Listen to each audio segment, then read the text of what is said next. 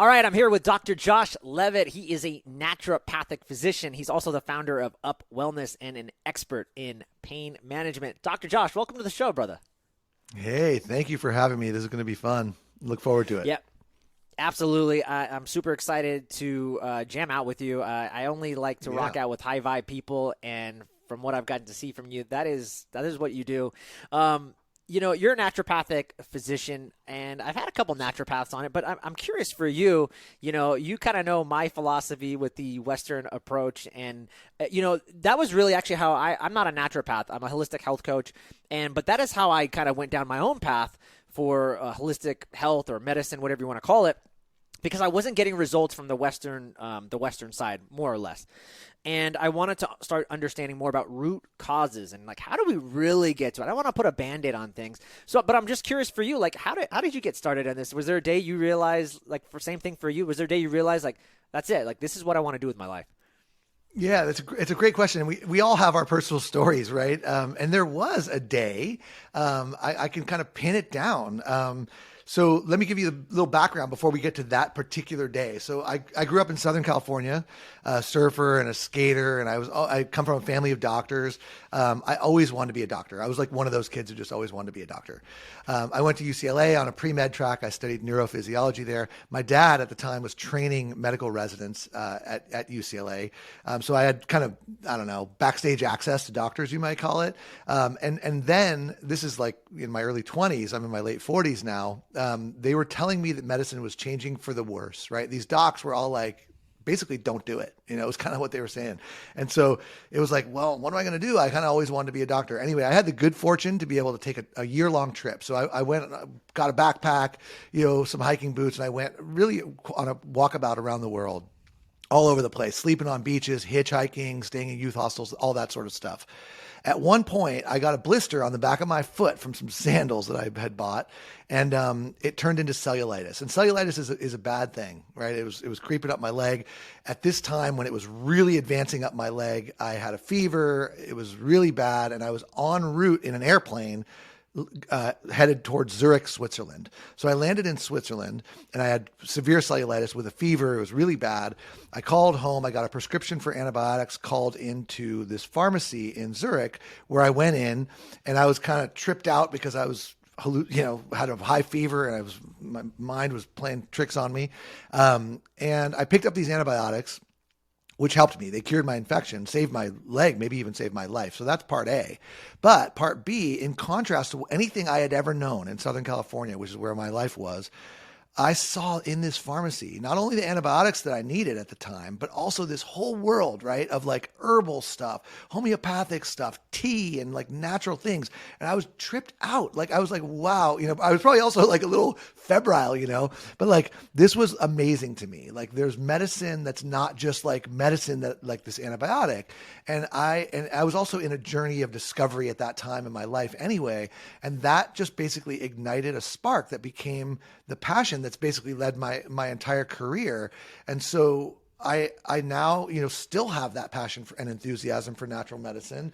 And I guess it's sort of, there's some irony there because I'm the naturopathic doctor who got his start in naturopathic medicine on the day that I needed antibiotics, right? So it's and by the way, I'm no fan of antibiotics. I think they're grossly overused. I think they're used for too long. I think they're used inappropriately all the time on humans and on livestock. So but I think they're also great and necessary when they're necessary, as they were in my case, in that particular case. But yeah, so that's my story, the origin story, if you will. And here I am now, kind of on what I see as a bridge that's still in construction between Western medicine, mainstream conventional medicine, and alternative medicine. And when I got started, and even before that, those worlds were just totally far apart from each other.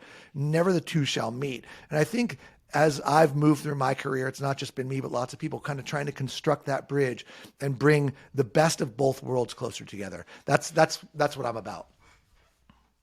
I love that. Yeah, and I mean, you're right. There's that duality, and so you can't have one with the other. We have to find a way to work and coexist in a harmonious way. And I think that's the only way. And I agree. I mean, listen, if I got MRSA or something on my leg, don't get me wrong, I would definitely try my tea tree oil and all that stuff. But if that ain't working, yeah, I might have to pop a couple antibiotics. But it wouldn't be my first go-to. Nor mine. It would not be my first choice either. Yeah.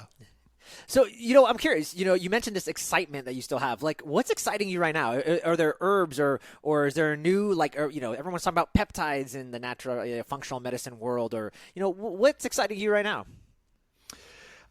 That's a great question. I get excited by lots of things. I think one of the things that's really high on my list that I don't think gets enough attention in the mainstream media is adaptogenic herbal medicines, adaptogens, and there's a whole family of them. And it's not a botanical family per se in the like botanical sense, but a family of herbs that are used to help people adapt better to adverse environmental conditions. So, herbs like rhodiola, ashwagandha, eleutherococcus, and then probably especially exciting is medicinal mushrooms, which are having their moment in the sun right now.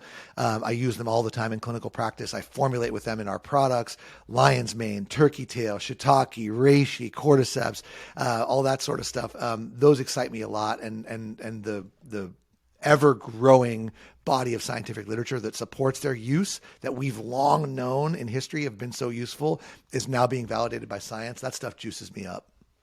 Okay, Dr. Josh, talk about that, because, I know a lot about, and I've heard a lot about adaptogens and things like ashwagandha and some of the rhodiola, some of these things that you're talking about to help our bodies become more adaptive, like you said, adaptogenic, and especially I think of it just stress. And we are right now at a very stressful point in history. And when you look at the infertility rates, men's testosterone going down, we're seeing an absolute epidemic or pandemic, whatever you want to call it. And so, tell me more about this and what you're seeing. Are you using that in your practice? Are you seeing because I think a lot of people go, herbs, I've heard about these Chinese herbs. They're okay, but they're not strong enough, maybe, at least in their head. They're thinking, this is not strong enough, then maybe just give me the TRT, Dr. Josh. I don't need all this. It's like, no, we can probably actually get your body recalibrated with just some simple adaptogens. So, talk about that and just kind of what you're noticing with some of your clients. Totally. And that's a great question. And there's a lot to say here. So first of all, I think it's been part of the reason why adaptogens are so intriguing to me and to talk about on a platform like this with you is that I think people don't understand the power that they have, because when we talk about stress that in so many people's lives comes from their boss, their husband, their wife, their kids, their money problems, whatever the case may be, right? And it's hard for people to connect or believe that an herbal medicine can help them, because their problem is that they need to get rid of that husband or get rid of that boss or get rid of that job or win the lottery or something like that. So it's hard for people to connect that an herbal medicine, it may be great stuff, but it's not going to get me a new job or get me more money or cure my stress. And no one's, not me anyway, is suggesting that it can do that. What it can do, though, is help you better respond or adapt to the stresses that are in your life, so that those stresses don't incapacitate you so much in your mind, in your brain, in your gut, in your musculoskeletal system, in your sleep, wherever the case may be. And that's where adaptogens are fascinating. So I think, let me tell you a story. It's not so much a story as just a really interesting ethnobotanical fascination, which is that adaptogenic plants tend to grow in difficult environmental conditions. So we mentioned rhodiola, for example, or eleutherococcus, Siberian ginseng. These plants grow in extremely cold temperatures, like in Arctic tundra, right? Here, I live in Connecticut. Even here, you have plants that come up out of the winter, daffodils blooming now in the springtime. And it's amazing to see a plant that's so hardy, right? That can survive despite really extreme adverse environmental conditions. So adaptogens are known for growing and thriving in adverse or extreme environmental conditions, be it cold, dryness, extreme moisture, extreme altitude, like maca grows high up in the Peruvian Andes. So extreme altitude, that's not an easy thing to grow in, right? There's oxygen levels are lower, et cetera. How do plants do that? Well, if plants are cold, they can't go get a sweater, right? They can't move, right? So they have to survive and evolve to survive using chemistry. That's how plants do it. So the reason why maca can grow in those high altitudes or rhodiola can grow in that extreme cold is because of chemistry. They have chemicals inside of them that allow them to thrive in these adverse, stressful environmental conditions. And this is where it gets cosmically cool, is that those same chemicals that allow the plants to survive or even thrive in adverse environmental conditions, when we consume those chemicals like salidricides in rhodiola or other kinds of compounds in these other adaptogens, they impact our biochemistry of our adrenal glands and our hypothalamic pituitary axis and all that stuff, and help us thrive and survive in adverse environmental conditions. Now, it may not be altitude or extreme cold, but it could be a difficult boss, not enough money, challenging work environment, challenging children, whatever the case may be. So that's why adaptogens are so awesome. And they are. They're awesome medicines, no doubt about it. Do you like, because you mentioned, you mentioned mushrooms, the medicinal mushrooms, reishi, shiitake, chaga, lion's mane, and do you gravitate to more of those or some of those, the Chinese herbal roots? I'm going to refer to them as Chinese, although I don't think that's incorrect. When I'm speaking of like ashwagandha, eleuthero, rhodiola, or do you like them both? Do you like them just to kind of, what have you seen most successful, I guess, with clients and just in terms of stress and cortisol and all that? Yeah. It's another great question. So I think each of these plants, including the mushrooms, which are not exactly plants, but we'll put that in a broad category, they each have herbalists might describe them as a unique personality or like a penchant to target a certain thing, right? So lion's mane, for example, has particular a value in the nourishment and healing of the brain and cognition. So you see lion's mane used a lot for brain-related things. Rhodiola, especially for energy. Ashwagandha for stress and libido and hormonal function. So each one has a distinct personality, but I think to take those herbal medicines and pigeonhole them and say lion's mane is good for brains, turkey tail is good for immunity, rhodiola is good for this, maca is good for that, is not really fair to the plants because they all have broader effects than that. And of course, like that's doing a Western reductionism on what these plants are for and the way that we use medicines for this and medicines for that. Plants don't work like that. Herbal medicines work on people or like on people who have organs or specific problems. And historically, to get more straight to the meat of your question, these plants and mushrooms have often historically been used as formulas, right? More complex formulas. It's not monotherapy in that way. So generally speaking, in my patient population and in the products that I formulate for UpWellness, I use them in a broader context, so like as a family. So just as an example, one of the big products that I love so much that I drink every day myself is called Mojo, which helps you get your mojo back, right? Whatever Mojo means. It means different things, different people. And it has a blend of many of the things that we just mentioned: rhodiola, eleuthero, ashwagandha, and a whole series of medicinal mushrooms. So I tend to favor them in formulations, complex formulations. I love that. I know my mentor and naturopath said the same thing. These things work in synergies, and like I said, the monotherapy, he said he's never seen work really well. And using this synergy to create, I love how you referred to the organism. It's like this DNA, and I think we forget that we are this living organism, and so are these plants, and collectively they come together and they work in this harmony.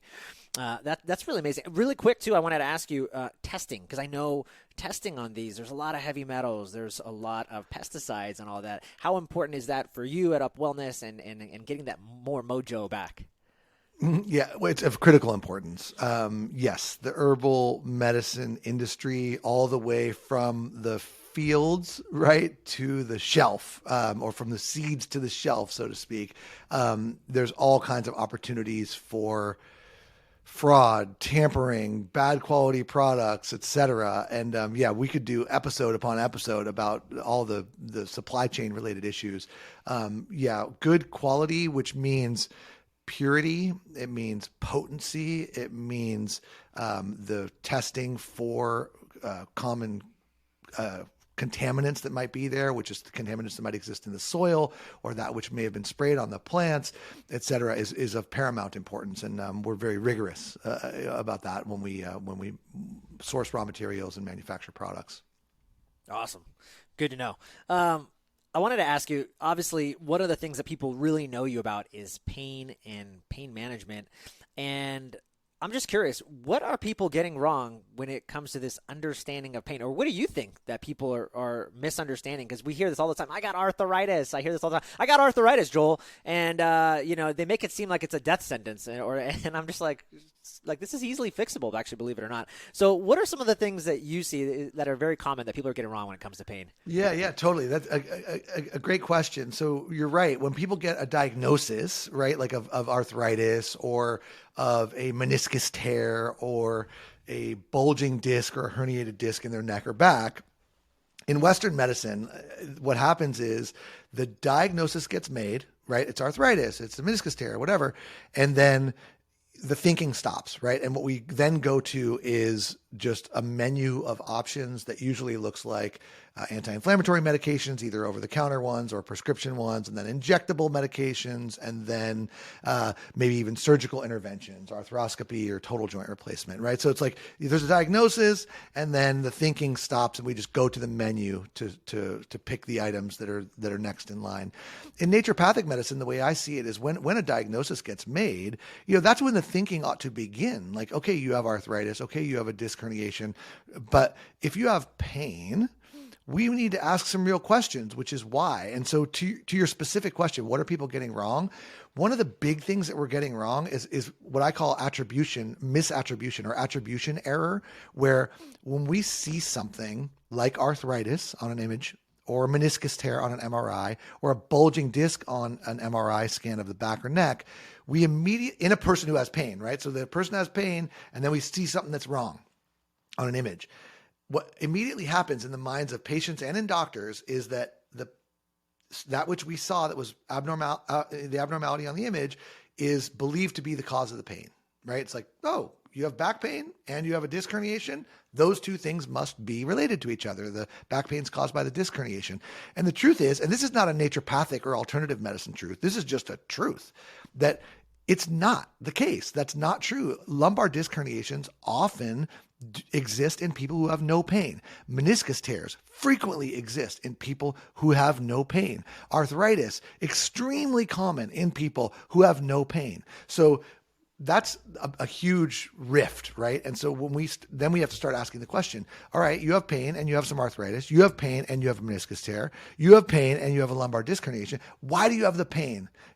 Maybe the disc herniation is part of it, but there's more to that story. And that is where I think that's one of the defining moments of my career is honing in on what that actually is the source of the pain. Forget about the imaging.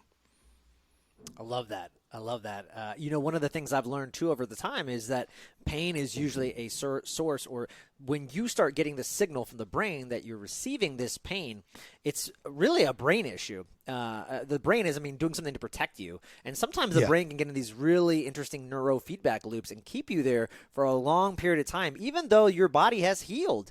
And so it's fascinating. And I think the more people really start to dive into the root cause of how did this pain occur? Obviously we know if I jump off the roof of my house, that makes sense. If I break something, I'm gonna have pain. But we're talking about this kind of chronic pain that is occurring with the arthritis or anything like that. So really interesting. And even acute pain. Can I tell you a story real quick that I think illustrates this really well?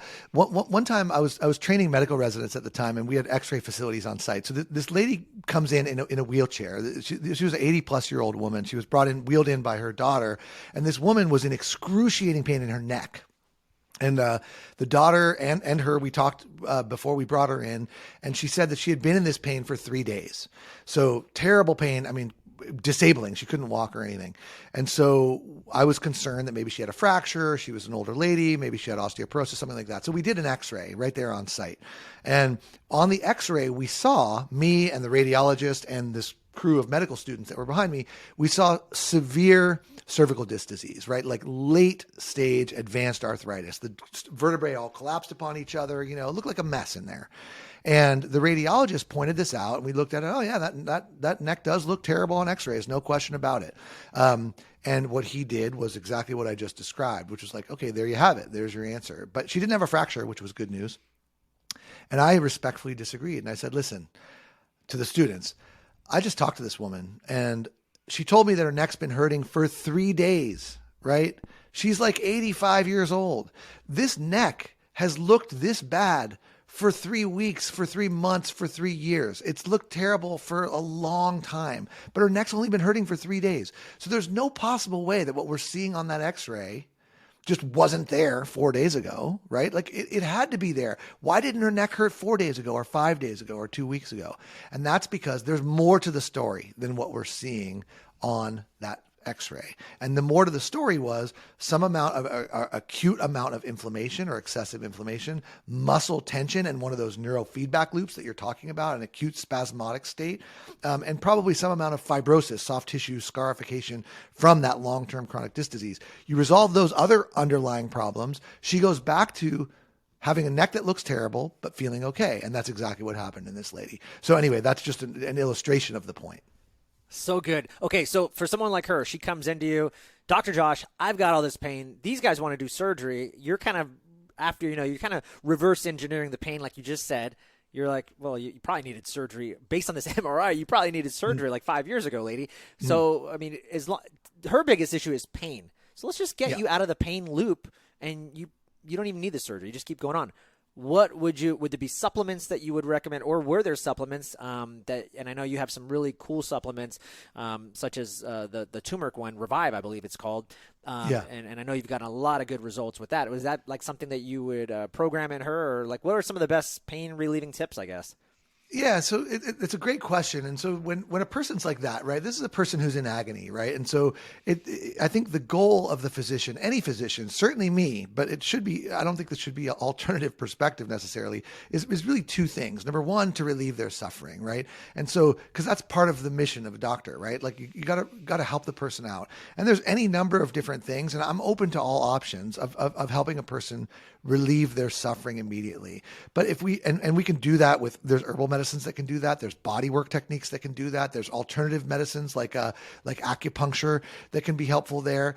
So in her particular case, it was a combination of body work and acupuncture actually delivered at that clinic that helped minimize some of the acute symptoms that she had. Hands-on body work techniques and herbal medicines, and even some medications that could be useful for the acute situation that she was in. So that was the package of the relief suffering piece. And then the other piece is, how did you get here, and what can we do to help? Not once we help this subside, what can we do to keep it that way? And that goes to those chronic, more longer lasting things, including dietary interventions, including movement-based therapies, including stress reduction-based therapies, lifestyle interventions, postural, biomechanical, strength training, etc. And then, the judicious use of herbal medicine. So I'm an herbal medicine expert, and I use a lot of them. In my practice, you mentioned Golden Revive Plus. That's the flagship product that UpWellness makes, and the reason why it works so well is because it addresses those underlying causes in a lady like that. And so, we can talk more about that and the specific ingredients if you want to. Yeah, I wanted to ask you: is there and I know this is a tough question to ask you, because I think you would say, well, Joel, it depends, and everyone's bio-individuality, and I would customize it per person, which I totally respect and get. But if I had to pigeon you to hey man, what are your top 5 pain relieving supplements, or maybe there's 6 or maybe there's 10, but just kind of break that down for us and how you and why, maybe just briefly, why these would be kind of their top 5. Totally. I appreciate the way you asked that too, because it's been a struggle that I've had. It's not maybe so much a struggle, but it is a challenge. And that's the challenge of seeing one patient one at a time, right? Like I do in clinical practice. There's the opportunity to individualize based on their own history, based on their own pain patterns, their own sensitivities, their own tastes, likes, dislikes. When you're creating formulas for a population like we do at UpWellness, there's not an individual in there. You're trying to find the top hits that are going to be the most useful for the most people. And that's a very different thing. It's very different in the same way that medicine has direct primary care versus public health. Public health takes care of populations of people. And sometimes the interest of the population is different than the interest of the individual within that population. So that is a challenge, and I appreciate you. It's rare for someone to understand that difference. So I appreciate that question. So when I formulate a product for musculoskeletal pain, like I did with Golden Revive Plus, I picked the big hits, right? The ones that are most useful, safest, and most effective for the most people. So what are they? I'll tell you. Number one, curcumin, which is the active ingredient in turmeric. Turmeric only contains 2% of curcumin by weight, but when you concentrate that curcumin up to 95%, like we do in Golden Revive Plus with an extract that's called BCM 95, it is has powerful action against all of the key players in the biochemical process of inflammation. So curcumin, number one, concentrated at 95%. That BCM dash 95, I believe that's kind of like the gold standard too, from what I understand, right? When it comes It to is. It's the most clinically effective. It's the most well researched. And it's a proprietary, highly potent, pure, concentrated turmeric extract. You're absolutely right about that, and that's why I used it. Number two is boswellia, which also has anti-inflammatory properties, and boswellia is frankincense. A lot of people know it as frankincense, the biblical herbal medicine, and it also addresses excessive inflammatory responses. And there's some research showing that it improves the integrity or the surface integrity of cartilage, which is so often pitted, worn, and torn in people with musculoskeletal pain. So boswellia is number two. Number three is quercetin. Quercetin is a bioflavonoid compound that is found widely in the food supply. It's concentrated in onions. It's a yellow pigment, yellow powder, and it directly inactivates a number of different inflammatory chemicals, and it's a powerful antioxidant as well. So NF-kappa B, cyclooxygenase, which are mediators of inflammation. Quercetin suppresses those, which is why it works well for inflammatory pain. Number four is bromelain. Bromelain is an unusual one. It's an extract that comes from pineapples, and it's in the core, in the stem of pineapple. And bromelain is anti-fibrotic. It's a digestive enzyme, actually. It's a proteolytic enzyme. It breaks up fibrin, and fibrin is what scar tissue is made out of. And bromelain, interestingly, I don't know if you know this, it's also the active ingredient in meat tenderizer. So like if you sprinkle meat tenderizer on like a tough piece of steak or something, you're sprinkling bromelain on there. And what it does is it chemically digests the gristle, the toughness, the fibrin. And it does that same thing in our body. So when you eat bromelain or take it as a capsule, it gets absorbed intact. That's been shown. And it has anti-fibrotic activity in our body. So bromelain, really useful for people with old injuries, really useful for people with stiffness, especially if they had those old injuries, and a key component for musculoskeletal pain. Dr. Josh, can I interrupt you real quick? So on the this is a selfish question for that. If I'm using bromelain, let's say right now I have a kind of a gritty ankle, is the way I would describe it. Just feels a little gritty, and I know there's some whole biomechanical issues there, and that's causing the downstream effect. But would I two questions for you with bromelain? I've heard from digestive enzymes when you want that effect from bromelain, it would be, or not bromelain, but just digestive enzymes, but in general, have it on an empty stomach. Do you kind of concur with that? If there's someone like me who's got some of this grittiness, take the bromelain. And my second question would be, hey, that's great. However much you put in, like you said, in that formula, I know it's probably for the general population, but I'm assuming for me, I might have to do high dosage, at least temporarily. What's your thoughts? Or would I, ante up the dose, or what are you thinking?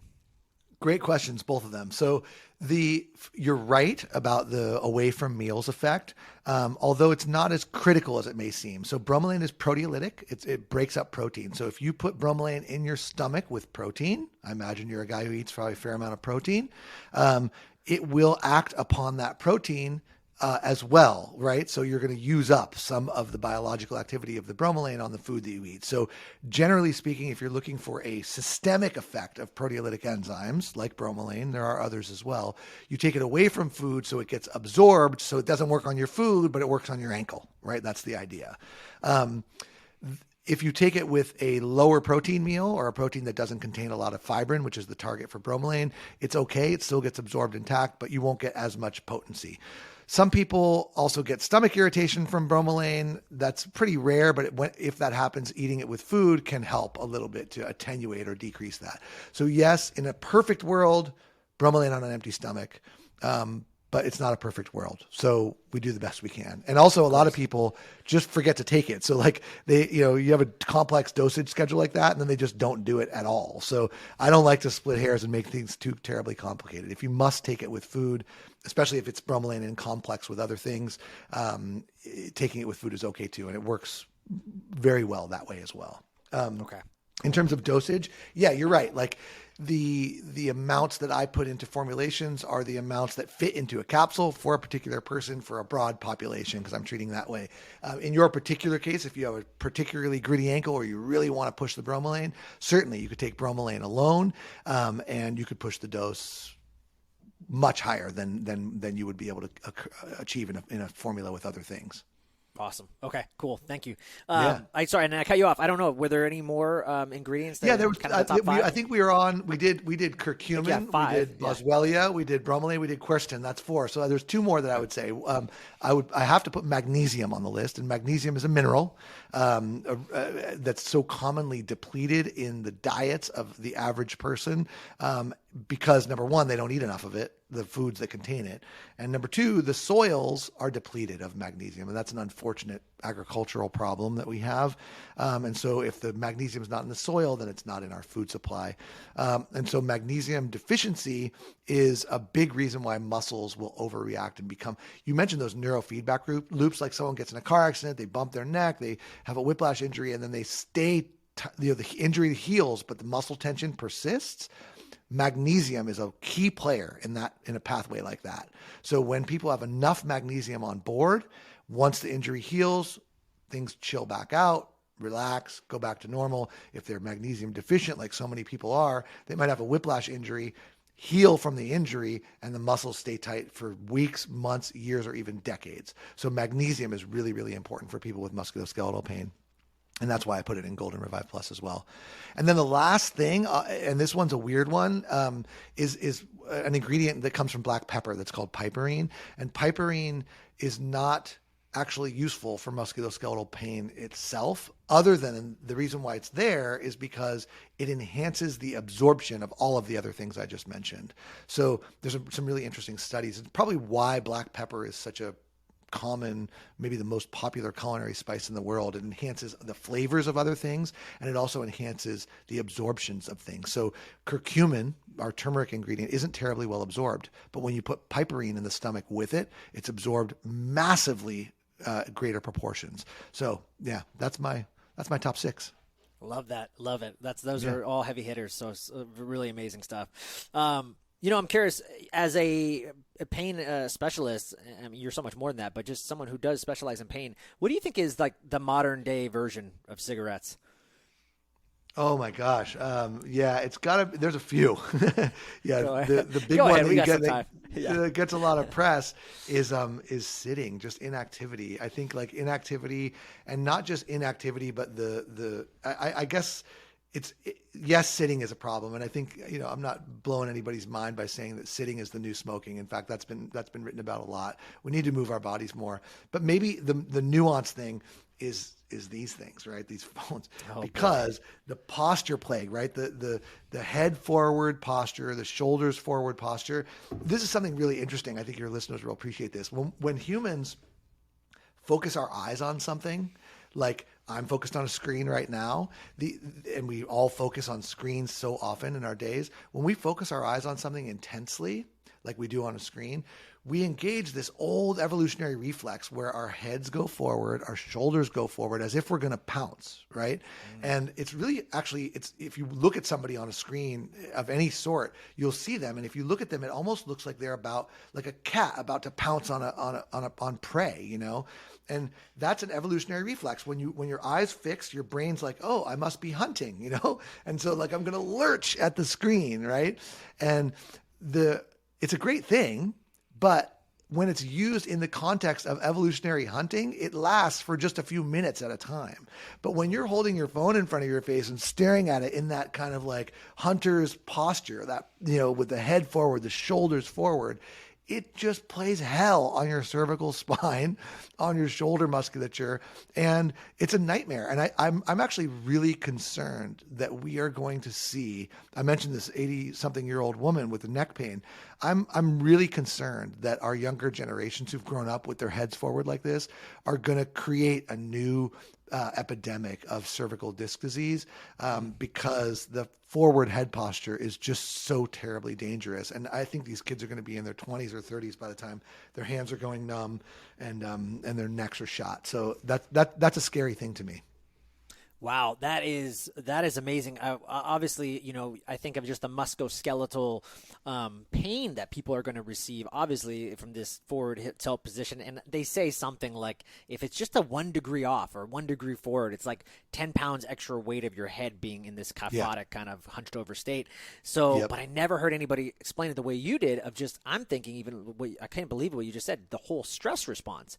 By just being in this forward posture, we might be putting ourselves in more of a fight or flight state, which most of us already are stressed out. So how amazing to have that correlation, and just by maybe getting our heads back a little bit, we could be maybe less stressed. So that's incredible. Yeah, totally. It is. It's true. The biomechanics of that. Yeah. And the stress is another whole layer. It's like you hold a bowling ball. If you hold it, like your head weighs like 12 pounds, some maybe more than others, but like, if you hold a 12-pound bowling ball, which is pretty common size, right next to you, it's not that heavy. You can hold that, right? With your 3 fingers in the holes there. But if you hold that thing out in front of you, right? Like, that gets really heavy really quick. And that's exactly what you're talking about. When that head comes forward, it starts getting increasingly heavy. The forces that are applied to the cervical spine are increasingly intense.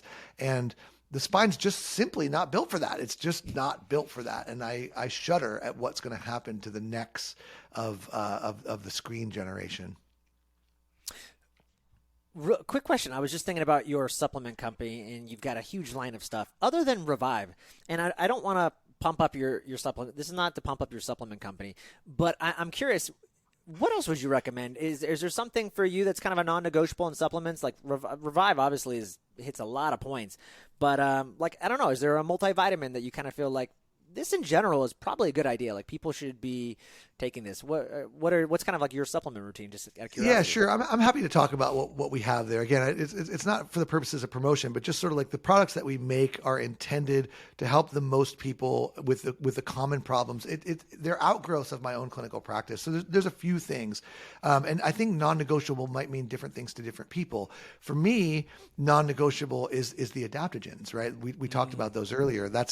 And we have a product that's called Mojo. I drink it every day, and Mojo contains this family of adaptogenic herbs, and I find it really useful. I'm a busy guy who has a lot on my plate, both personally and professionally, and I just find that combination just keeps my battery charged in the way that I want it. It keeps my operating system functioning well. So that's kind of a non-negotiable. And yeah, for Golden Revive for the musculoskeletal pain piece and the inflammation piece is really important. For other people, it's digestive. So lots of people when they have a lot of stress, which we all do, it affects their digestion.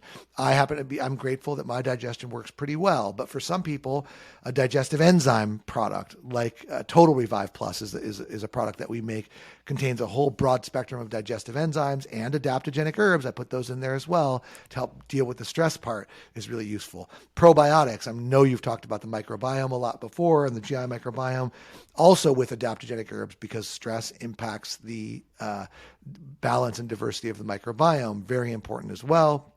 And yeah, I could go on and on. We have those are the big hits. And So one thing I was going to say is you mentioned multivitamins. So I'm quite convinced that people ought to be getting their baseline nutrition, vitamins, minerals, amino acids from their food. I've not found that broad spectrum multivitamin supplementation helps a whole lot.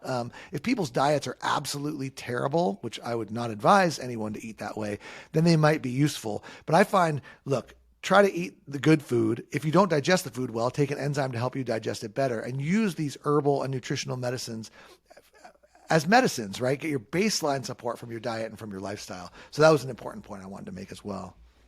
I love what you just said because I just heard this recently and it's like something I knew, but to hear it from somebody actually say it differently, I didn't think of it this way. And that is that most of us are stressed out and we're up in our head all the time. And guess what? If you're up in your head, there's that thing called the gut-brain axis. So you probably might have digestion issues like you're saying. And so we've been talking a lot on this episode about just stress being an overwhelming arc in people's lives. And so it's so funny to hear you say, yeah, that's why I put adaptogens in everything, including the gut supplements, because people aren't digesting their food and they need these digestive enzymes because they're so stressed out. They're not making hydrochloric acid. They're not making the necessary enzymes to break down this food in the first place. So how funny it is that really the root cause for a lot of your supplementation is these adaptogens, which I just love. Yeah, it's so true, because when you're in that fight or flight mode, right? It's like you're a zebra that's running from a lion, right? And in the natural world, the zebra runs from a lion and it either gets away or it doesn't. And that whole thing is over fairly quickly, right? Either the zebra got away and he goes on to, eat grass and hang out with his friends and neighbors, or he's a meal for a lion, and the whole thing ends quickly. But like in our world, it's as if that lion is nipping at our heels all the time. And our stress response system, the adrenal glands and all of the hormonal orchestra, is just not designed to play that long. It's like the lion's nipping at our heels all the time. And depending on where your vulnerability is, it might be digestion, it might be neurocognition, it might be your mood state, it might be your musculoskeletal system, it might be your cardiac. The stress can have different impacts on different people, and that's why adaptogenic herbs, including turmeric, by the way, are really, really important across the whole spectrum of chronic disease. It's so I can't overemphasize the point. One last question, Dr. Josh, just on supplementation.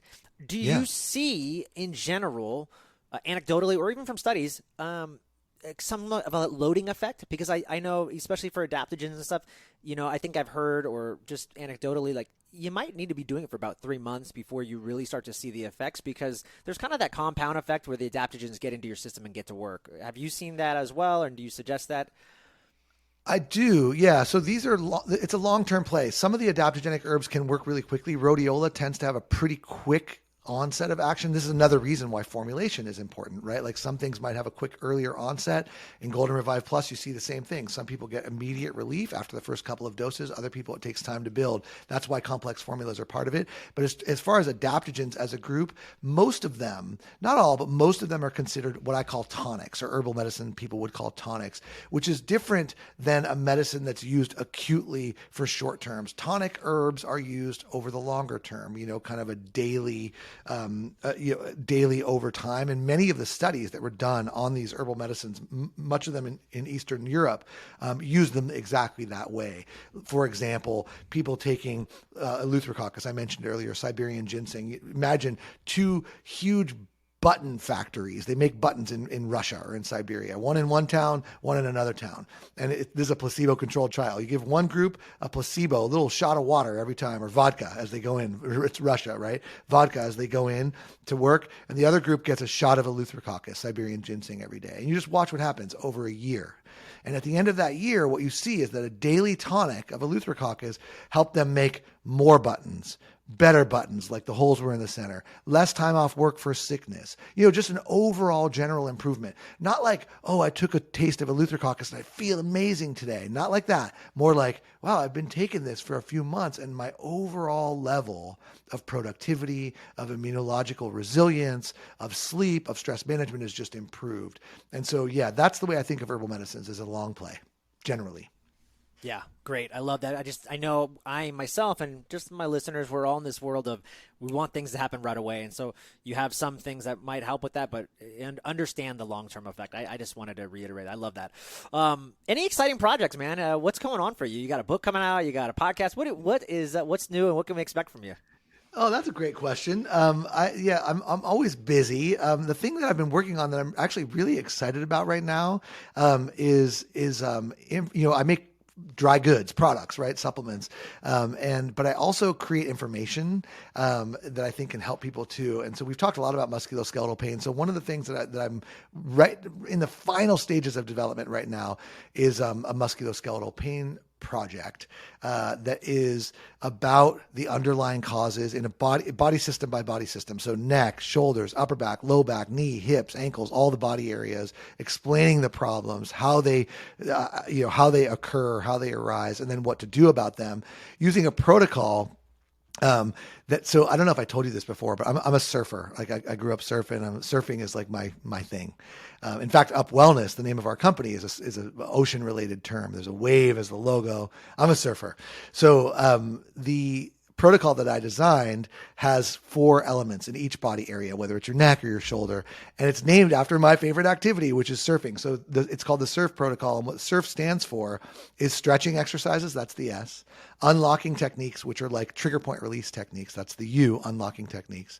Resistance training, which is strength training. That's the R. And then functional movements. So this combination of stretching, unlocking, resistance training, and functional movements is the SURF protocol. And it applies to every area. Exercises for the neck, the shoulders, the elbows, the hands, wrists. And I'm really looking forward to releasing that. My team has done a fantastic job of putting this thing together, making it beautiful with pictures and videos. And I really look forward to getting that out in the world. That's my next big thing.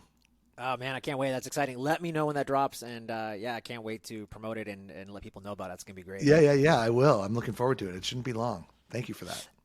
Hey, man, I want to wrap things up in a little bit and jump into some final round questions, but anything I didn't ask you that you wish I had? Oh, gosh, we could go on and on. You're great at this. You make interviewing look really good, and you've asked some astute questions, and I really like your observations. I think we covered some good ground here. Dr. Josh, there's always room for a part 2 with you, so don't worry. We can always have you come back on, and I know we could riff on anything. So you have anybody that doesn't know, you can just check your bio out. You've got a pretty lengthy and in-depth bio, so you know a lot about a lot of things. So we'll definitely. I've been at it a while, man. I've been in the natural medicine space for a really long time, and I've had a really broad experience with lots of different patients. That's where yes, I learned things in school.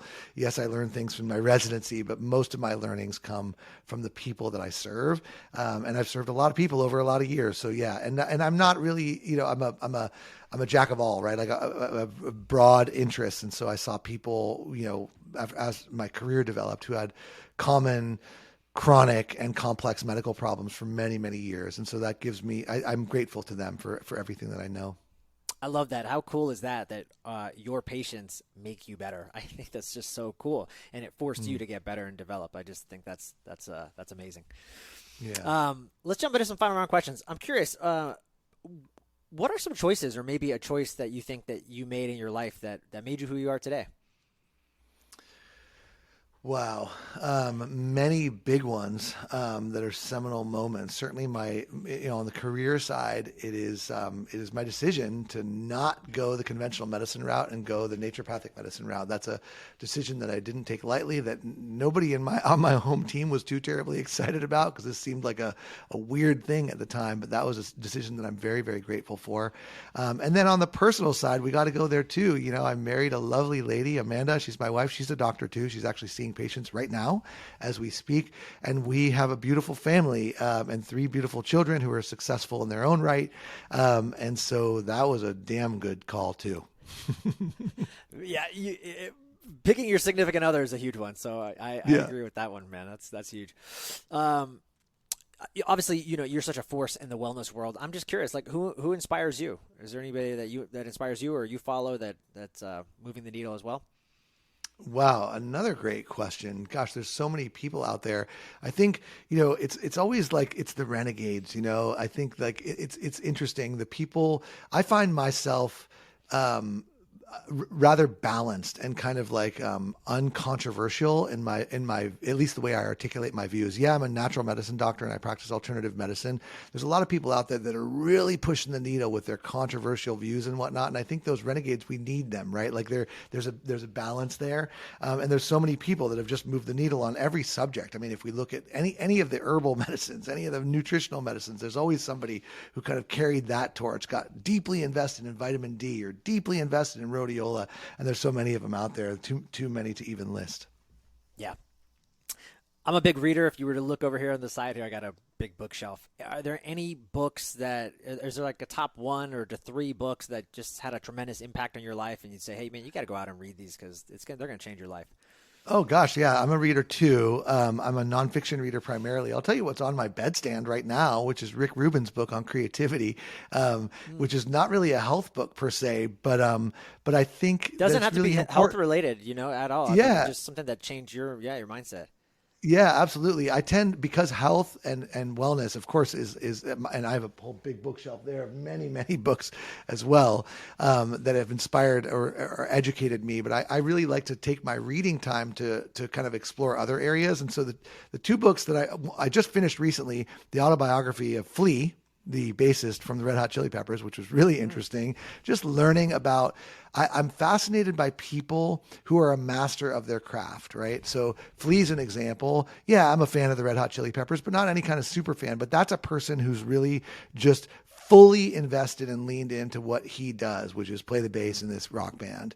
Then there's Rick Rubin, who's a music producer. I'm a cottage musician myself, and I like music in the creative process. So like, there's a guy who's done music production and done it at the highest levels with the highest level performers. And so just to hear a little bit of insight from people that are masters of their craft, I'm endlessly interested. And it doesn't matter the genre, it doesn't matter the industry. I just like to hear from people who do it better or different than anybody else. Agreed. And then it's funny, you can take what they did to be disruptive in their industry and bring it into your industry because they're thinking in a way that you wouldn't normally think. So I Absolutely. agree. I love Exactly. Yeah, that's what standing on the shoulders of giants is all about. And that's why books are so cool because, people put their all into a book. It's like when they're writing that book, like that's a big project for them. So they take their best stuff and they put it in there. So like, shout out to books. Yeah. Yes. Last two questions. We'll wrap it up. Any rituals or hacks or practices, anything that you do on a regular basis? I do, and one of them that I think is related, but also kind of tangential in a way, is what I call an awe practice or awesome, looking for awesomeness in the world. There was a study that came out of the University of California, Berkeley, years ago that demonstrated that the people who experience awe the most frequently, AWE, have the lowest levels of interleukin-6, the lowest, which is an inflammatory marker. And it's long been known, by the way, that positive emotions, joy, love, contentment, these kinds of things are associated with good health, and negative emotions, anger, jealousy, etc., are associated with bad health. But what wasn't known was like which of the positive emotions are most strongly associated with different outcomes. And it turns out that awe, which is wrapped up with gratitude, but seeing things that are awesome, whether they're technological things or nature things or human things or amazingness in some kind of way, could be profound or it could be small. Experiencing awe more regularly is associated with better health outcomes, most notably lower inflammatory responses. And so I make it a practice to look for awesome stuff all the time in people, in tech, in nature, in just the way the world works. And so in my own family, in my own body. And so that's a practice, that's a hack, that's free, that works, that just makes your life better in many ways. Yeah. That's so good. I love that. I love that. I had a parenting coach say, look for the good and the good keeps growing or coming. So it's so true. And I think, and I'm using that just with our kids because, I get triggered by my kids when they're misbehavior, but 97% of the time or even higher, they're actually really good kids and they're doing the right thing. But because I'm so hyper vigilant on what they're not doing, I miss all the good that they're doing. So that is so good. I love that. I'll share with you something that's become part of our family sort of folklore, which is really cool, is like that I started, which is looking for the good, looking for the awesome, for the gratitude, and then articulating that to my children. I have 3 of them, and my wife, in the form of a weekly email. My kids, I'm guessing, are a little older than yours. I have a 20-year-old, a 19-year-old, and a 17-year-old. And so as they are starting to go out there into the world and do their own things, one way that I can kind of maintain the connection with them is a weekly note that tells them 3 things that I thought were awesome or that I was grateful for. And there's no obligation for them to write back. Sometimes they do, sometimes they don't. But what it does for me is 2 things. And I would strongly, I don't know if your kids are young, maybe this is not the time. I have a 9-year-old and a 5-year-old. So this is good stuff. Yeah. So keep this one in your pocket. Keep it in your pocket for a while. When they get a little older and this is more appropriate. You maintain your connection with them which is a really cool thing because they're out there in the world, and it's cool to just kind of keep tabs on, did this really cool podcast this week with this guy named Joel. It was awesome, right? Or whatever.